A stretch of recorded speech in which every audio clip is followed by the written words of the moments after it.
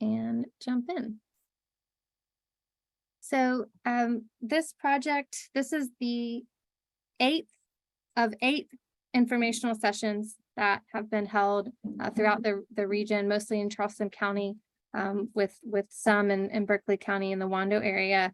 And so we've been hearing from a lot of folks, a lot of different communities and areas represented. This is a map that we carried around to each informational session that was held prior to tonight, and folks put their community names on the map. And I'm going to jump back really quickly to just say a little bit about how this project came to be. So the City of Charleston in 2020 started updating its comprehensive plan. We held a series of listening sessions across the city virtually because it was during the early days of COVID. And community members that attended those listening sessions brought up the concern. It is not a new concern. This is not a new conversation, but repeated something that they'd been bringing to city officials' attention for a long time, that historic Black communities in the city had been overlooked and left out, and that it was long overdue for giving those communities more priority, being a better partner, those communities. And in particular, one of the topics that came up in those discussions was the rich history of these communities and how the city and other partners can support efforts to document, preserve, and have those stories told by the communities versus by someone else. So this is one of the first actions of implementing the recommendations that came out of that planning process. And we're joined, so the city applied for funding to the National Park Service to support this project. And we were able to apply with the assistance and support from Charleston County, Town of Mount Pleasant, and the Preservation Society of Charleston. I should also say with the support of the East Cooper Civic Club, whose project to list the Scalenville Cemetery on the National Register was the project that allowed us to be eligible to apply for funding. So it's been a collaborative process from the start. And one of the things that we are wanting to do once we received the news that we were awarded the funding, one of the things that we wanted to start with was how does the community want to proceed with the resources available, and what other partners can we bring on to assist with the effort, knowing that our expertise and experience were only one perspective, and that we wanted to bring a variety of perspective and experience to the table. So this is the beginning of that. The goal of the project is to support documentation, recognition, and preservation of historic Gullah Geechee communities and their significant historic and cultural sites. As I mentioned, this is a collaborative process. So we have the lead grant applicant team, which I've already listed. We've also been working with project advisors, Mike Allen with the National Park Service, our retired National Park Service Park Ranger, as well as Esther Adams, who's formerly with the Center for Heirs Property as a manager of strategic initiatives.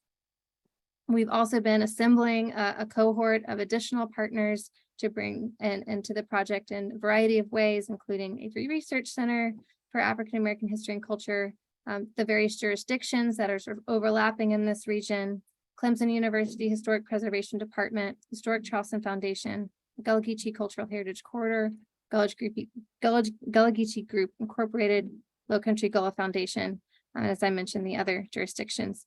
And this list continues to grow, and we hope will continue to grow as we move forward.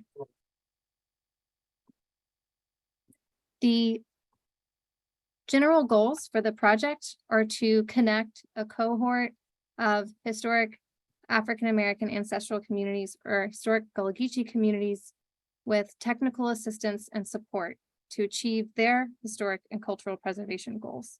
One thing that's important to note with this project, with the current funds available and within the current guidelines from the funding agency, we are not able to provide direct funding to communities. However, that is something that we know is going to come up. Funding is an important piece of this. And so we're thinking about ways we can use this project to provide pathways to funding for groups that are participating in this cohort. Secondly, the primary activity of this will be to document the historic significance of community identified sites, features, and districts. This could be through historic surveys, oral history, archival collections, and other methods. For communities who are interested in formal recognition and protections for their important historic sites and places, this project can assist with that nomination or application process. The National Register being the the priority of the funding agency, but not necessarily the only option available to communities. And then finally, to facilitate partnerships with a network of organizations so that we can help increase collaboration and ultimately sustainability for these preservation efforts to extend beyond the grant period, to live beyond this grant. We are limited in what the funding can go to. So this page is showing what the funds that we currently have available to us can support. So it can support the survey, inventory, and designation of historic properties. This could look like property surveys, character appraisals, archival collections, oral history interviews, preparing submissions for the National Register. These are just examples of the type of activities. So essentially, collecting the necessary information to demonstrate the historic and or cultural significance of a place, and then organizing that information in a way that achieves whatever goal the community has. So that could be preservation, it could be recognition, visibility, and awareness. But those specific goals will vary by each community that's participating. This is a list of things that funds cannot be used for. So funds cannot go to construction of new buildings, rehabilitation of old buildings. It can't go to acquisition of collections or historic sites, so no property acquisition, conservation of existing collections, long-term maintenance or curatorial work beyond the grant period, working with historic properties that are no longer eligible for listing on the National Register, cash reserves, endowments, revolving funds, fundraising costs, lobbying or advocacy activities. And then this last one is essentially if a group is wanting to pursue nomination on the National Register for a place, they need to first be deemed eligible by the State Historic Preservation Office. And that's just a step in that process. And we can talk more about that if folks have specific questions about that. In order to participate, the eligibility is fairly straightforward. So whether you're an individual or a community group, a community association, or an organization, just that you are based in a historic African-American ancestral Gullah Geechee community. So a community established by freed people and their direct descendants and located generally within Charleston County or the portions of Berkeley County that are surrounded by the city of Charleston city limits. So the combined jurisdictional area of the applicant jurisdictions, which are Charleston County, city of Charleston, and town of Mount Pleasant. And then all that we will ask is, and I'll go over the timeline for this in a little bit, that is just a commitment, communication that's saying that, yes, I commit to being part of this project, and with an idea of what you hope to achieve. That's all we will need just for planning purposes. And if it's this is actually a thing that we're probably going to take out altogether. But for now, we're leaving it in just to review on a case-by-case basis. But essentially, if you're wanting to work on a particular site or for an entire community, to have conversations with that property owner, if it's not you, or with the formal community leadership, if there is an organized association for the community. But we understand that these things can be very complicated, especially in the case of a privately, like if it's a property that's owned by a private developer, but it's a community, important community cultural site. That property ownership may be tricky. So, we're open to kind of talking through this situation on a case-by-case basis. And then one of the things that we know up front is that the funds that we have are only going to be able to scratch the surface of the work that could be supported. And so in order to, we want to be transparent with how we will use at least the existing resources. And also want to be upfront that one of the things we want to achieve with this project is identify additional resources, whether it's coming through us or another entity, trying to get more resources connected with these efforts. But with the ones that we have available, the way that we will distribute the resources, which is essentially consultant time for the most part, is 40% of that time or the grant resources will be reserved for City of Charleston communities. And that's essentially just a reflection of our direct investment toward the project budget. The city contributed $25,000 toward the overall project budget.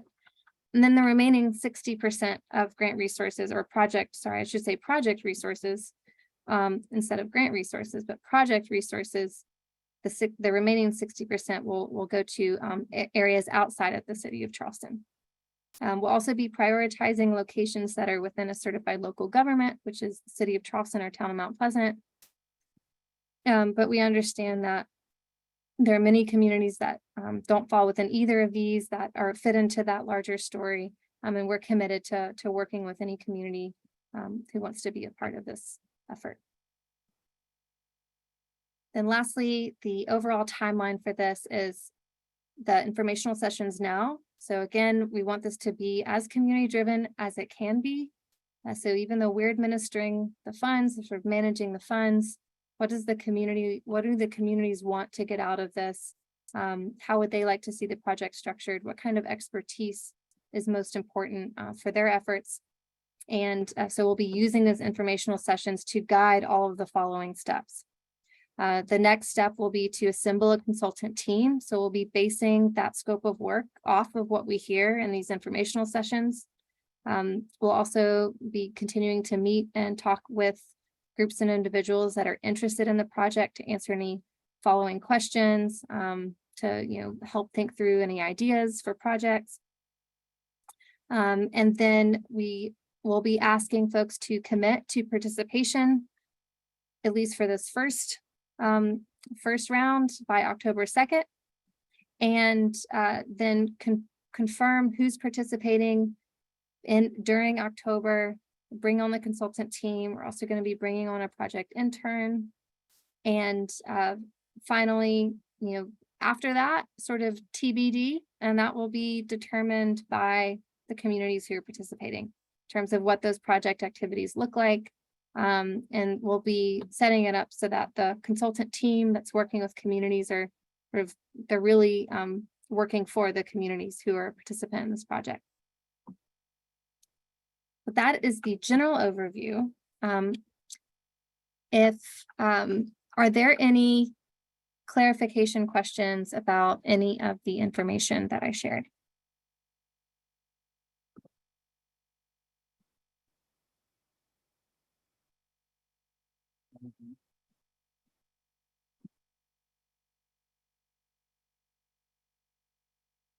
And if you'd rather type your question into the chat, you're more than welcome to do that. And if there are no questions, I know this is a lot of information.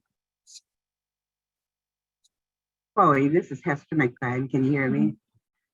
Yes. Based on the items that you just discussed, those things that the grants or perhaps your project could not include, is there a leeway or something that's coming down the road, so to speak, that will include some of these areas? Because what you just listed primarily are those things that we're looking towards achieving. So it's a dilemma. It's a problem. It's a concern that we have, especially, as I said before to you in North Charleston, because those items that you listed, those are the things that we're looking forward to achieving. So is there like a part two or to be continued? Well, potentially. So I would say that, this grant that we received for this project is only one of the funding options available out there, for work related to this. So what I would hope is that, it's been a theme of all of the informational sessions that, this is great, but like you said, a lot of what folks are working on right now is more of the construction rehabilitation, or that's some of the priorities for many communities. And so this funding isn't really meeting their needs. And so one of the things that I think we can potentially offer through this project is, through the consultant team that we bring on, having someone who's familiar with those various funding sources, who can help communities navigate, sort of develop a funding strategy for those more the harder costs of construction, rehabilitation of buildings. So there's a variety of sources out there for that, but it can be a lot to navigate.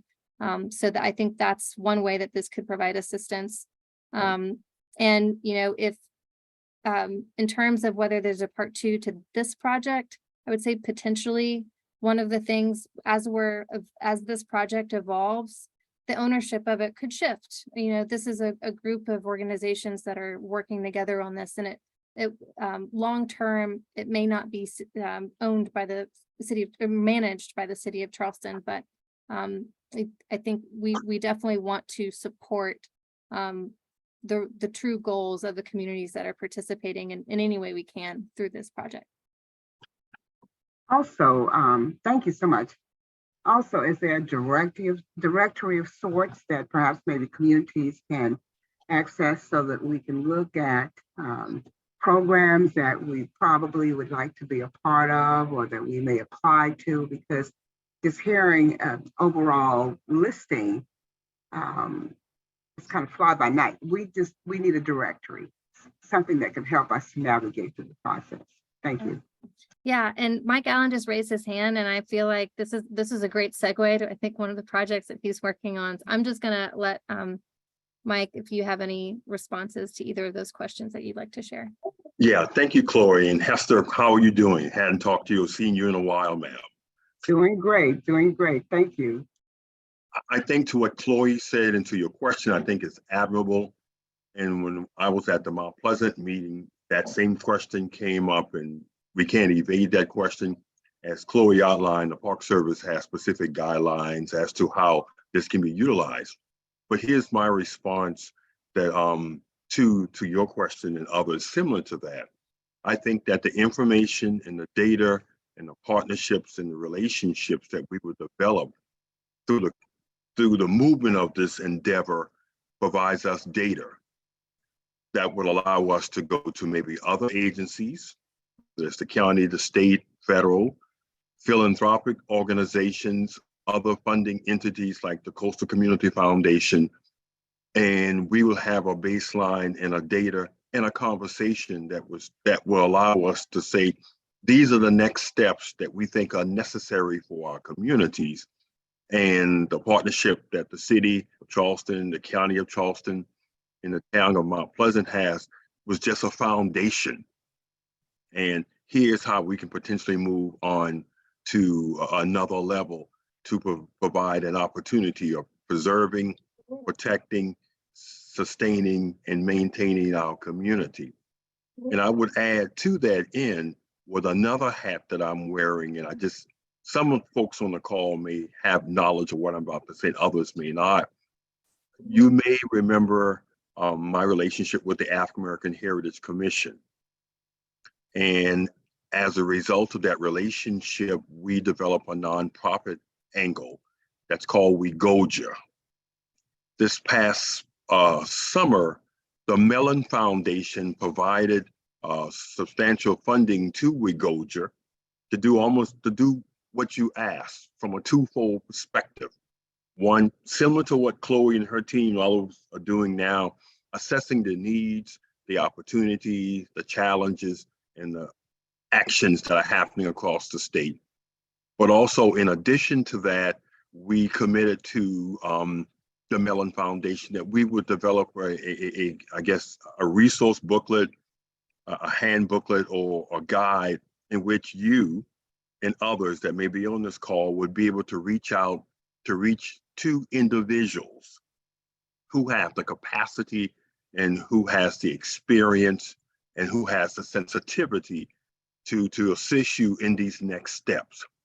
And it's a sensitive part here I have to also go into. We also said to the Mellon Foundation that we would want to see if we can find people of color or minorities that can provide the opportunity for you. Say you want a state historic marker to work with you, or do you like to be potentially a part of the National Register of Historic Places or any other thing of that nature. So it's a twofold journey that we're on. One, similar to what we're doing here tonight, but secondly, coming out with a toolkit and an opportunity to provide you with individuals. Because a lot of times when persons say, well, we want to do X, Y, and Z, they often may not know who to go to in order to accomplish that task. And so that's part of the commitment that we've made to the Mellon Foundation.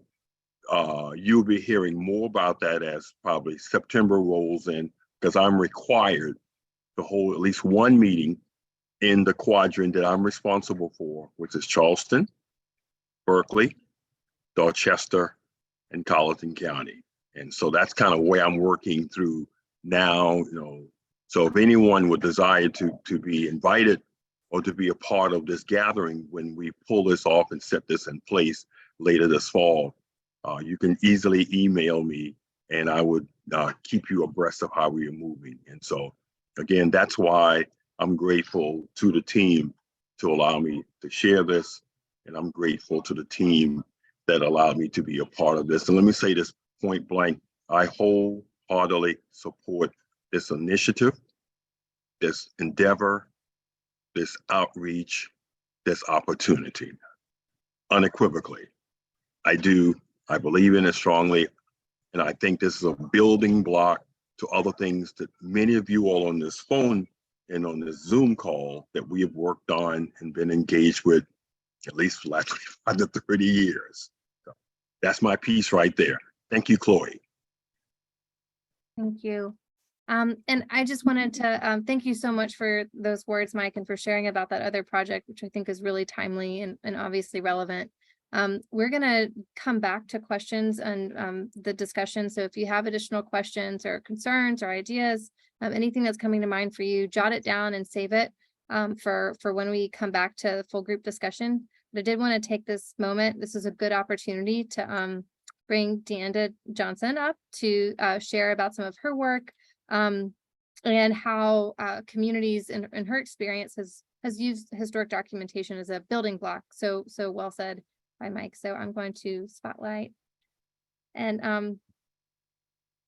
can you, Deanda, can you share with us just a little bit more about who you are, the work that you've been doing with the National Park Service, and sort of what you can bring to this project? Yeah, so thank you for having me. Good evening, everyone. I've been with the National Park Service for this is my 13th year. I started off as a Pathways student, so I came in as an intern and then was hired on permanent. For most of my time in the Park Service, I worked for the National Underground Railroad Network to Freedom program, which worked with communities in documenting and telling their stories of the Underground Railroad, which we defined as resistance to enslavement through escape and flight. And about 2 years ago, I came on as the civil rights historian for the Southeast region. But a lot of my work working with communities came even prior to my joining the Park Service. And the project that actually got me the Park Service to take notice of me was actually a project we were working on in Ohio, southeastern Ohio, on the African-American communities that were there. And just to give a little background, right, African-American communities in Southeast Ohio are a underrepresented group within an underrepresented group, right, because they're part of Appalachia. And so there were lots of communities. People had this idea that people of color didn't exist in Appalachia, but we noticed that there were communities dating back to long before the Civil War, where there were free African-American communities there in Ohio. And not only had they been self-sustaining, starting education, some of the first opportunities or networking across congregations, Black church congregations happened there in Ohio. And also they were very vocal in their support of the anti-slavery movement. And they also helped people escape from slavery. So I was with Ohio University at the time, and they decided to do this project to document it. But it wasn't just about the university documenting the stories of people of color in the area. It was about having them participate and meeting them on their own ground. And I think that's a very important part of engaging communities, is not expecting them like, you're the university or you're the Park Service or you're whatever organization that you're part of. You're going to go in and tell these communities how to document and tell their stories. One of the things that we did was, it was a mutually beneficial relationship, and we did this in several different ways. One of the first of which was what we call community and campus days. And so a lot of the campus didn't know about the communities that surrounded them, and the communities didn't necessarily feel welcome within the college campus. So we had these days in which the community would come and they would kind of share their history in a variety of different ways. But the university would also provide support and capacity for the communities. So when the communities came in for community and campus days, we would have students who were good at scan their materials, their photos, their artifacts and different things. So they had digital copies, but then that also gave the university information to use and trying to articulate and understand the history. We also allowed them to present certain cultural activities that they were involved in, whether that be things like you kind of associate with communities, dancing or singing, but other cultural practices, and they would get to showcase those with the university. But we also did a lot of investment in training the community and providing them expertise, not only with preservation, but how do you preserve photos? How do you preserve documents? And that was something that they could take back in their own communities and use to preserve their own archives. And I think community archives, where you really center the community's voice and have shared authority, should be a starting point for any project in which you start to engage communities. This idea of shared authority, I think, is an important starting point. And the other thing we did is we trained them how to do oral histories. And it wasn't just the university going in collecting the oral histories, but members of their own communities were going in and collecting the oral histories. They had been trained. And so they were asking each other questions in important ways, and they understood, right? They had that cultural knowledge and cultural competency to be able to interview people from these communities because they understood where they were coming from. And I think some of our interviews had so much more nuance because of this, because the people actually understood when to push and when not to, because they had those cultural competencies, and to ask questions about race. In Appalachia, a lot of people of color had passed, racial passing, right? Had passed as a different race. And so these people were able to approach those topics with the sensitivity that was needed. And from that, the oral histories, we also were able to document communities that no longer existed, because a lot of these communities suffered from as many African Americans community with, is disinvestment, dispossession, displacement, and all those things. So we were able to invite people back and try to show us in verbally, either through walks through their communities, to kind of put the community back together, show us the place, right? Even if that place no longer existed, how it did historically. And that really helped understand what the fabric of the community was like and what it was. And one of the other things we did is, for these oral histories, we didn't expect them to come to our communities, and we didn't necessarily come into their homes, right?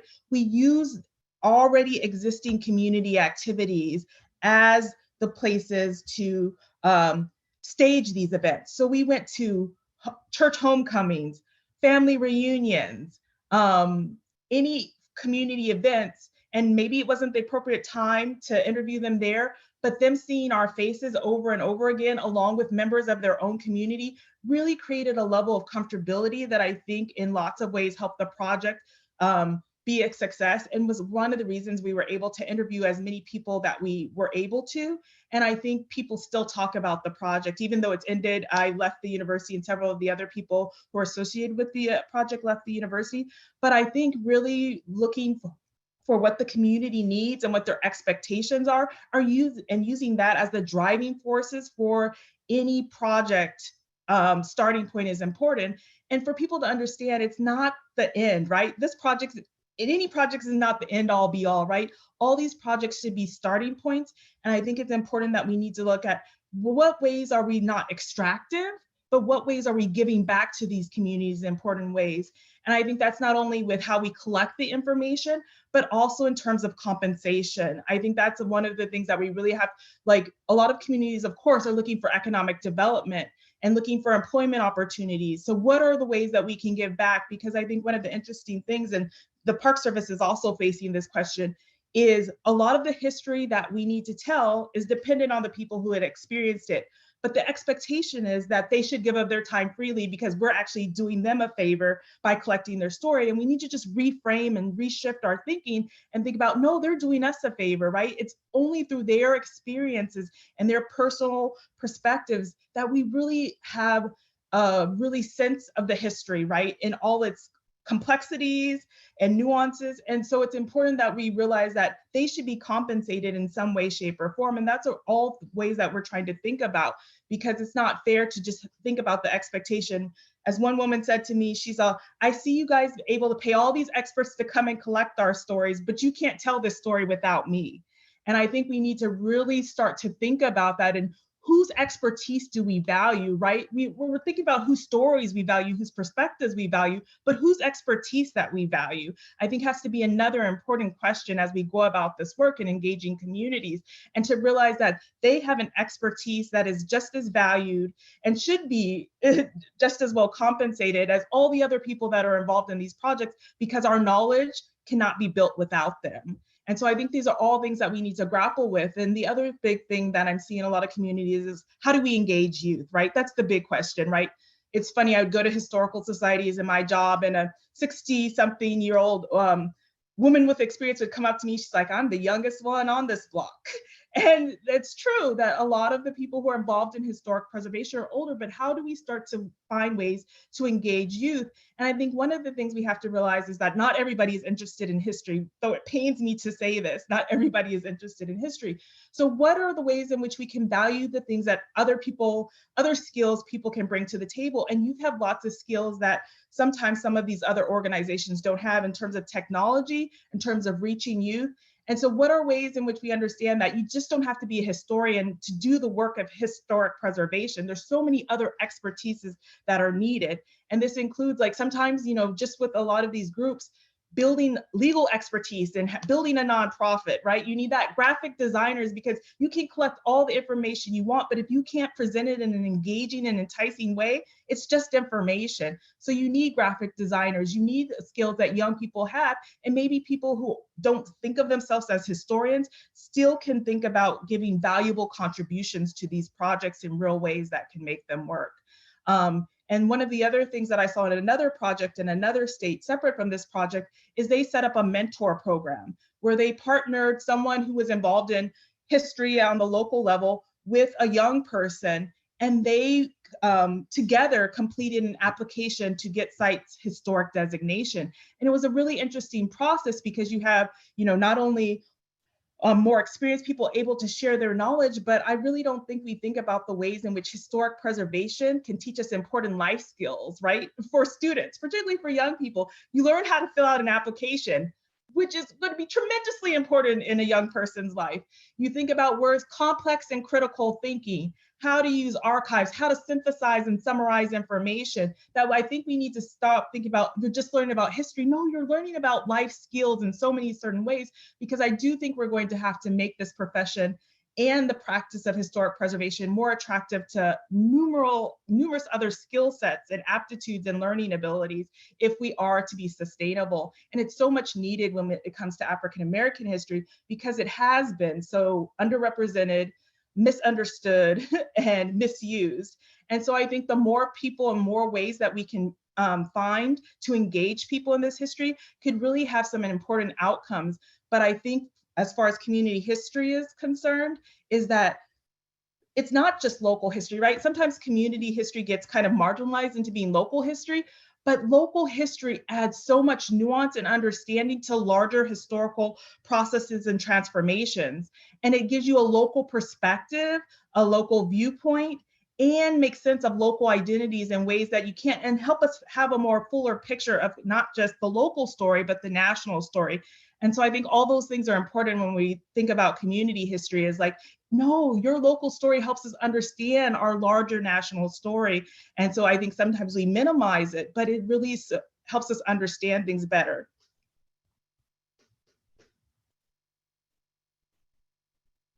And there's so many more questions, like I could go on forever. Like if anybody knows, I'm so passionate about this history, and I'm so thankful that the Park Service has given me an opportunity.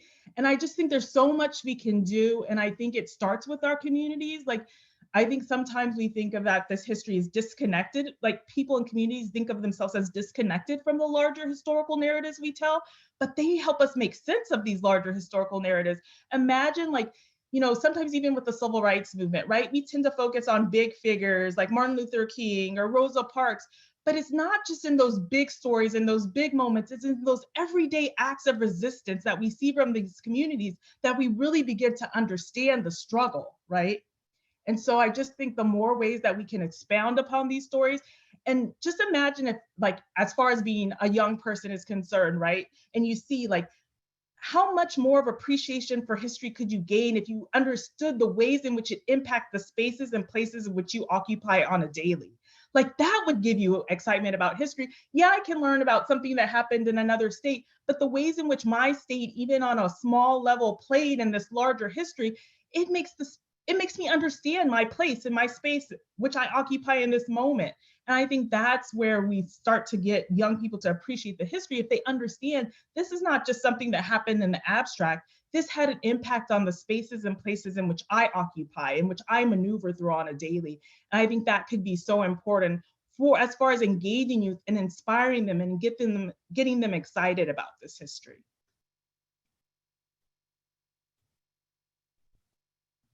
Thank you so much. I wish we could be in person. Like your passion is like radiating through the Zoom screen. I can only imagine what it would be like to be together in person.